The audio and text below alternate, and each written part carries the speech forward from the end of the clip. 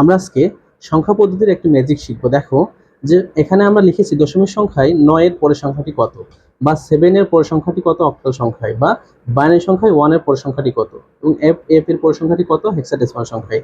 তোমরা কি জানো যে এই সবগুলো সংখ্যার পরের সংখ্যাটাই হচ্ছে 10?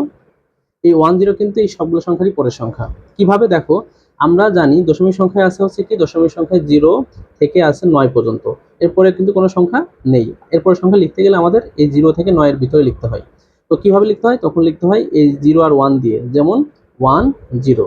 তো 9 সাথে যদি আমরা 1 যোগ করি কত হয় 10।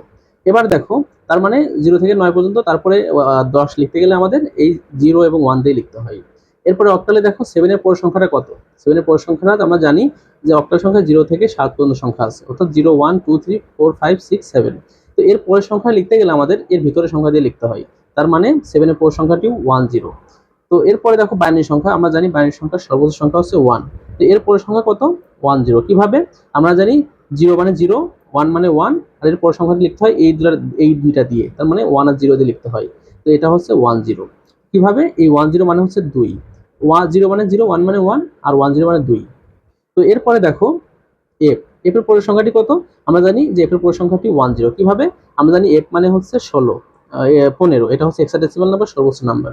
এর পরের সংখ্যাটি হচ্ছে 10। তোমরা যদি এফ এর সাথে 1 যোগ করো দেখবে যে 10 আসবে। কিভাবে, এফ মানে 15 আর 1 মানে 16। তো 16 আমরা জানি, তো এই 16কে আমাদের যদি হেক্সাডেসিমালে রূপান্তর করতে হয়, 16কে আমাদের 16 দিয়ে ভাগ করতে হয়, থাকে কত 1, ভাগফল আর ভাগশেষ 0। তো 10 কিন্তু আমাদের হয়। তার মানে আমাদের এই দশমিক হোক, অক্টাল হোক, বাইনারি হোক আর হেক্সাডেসিমাল হোক, এই সবার শেষের সংখ্যার পরের সংখ্যাটি অবশ্যই 10 হবে।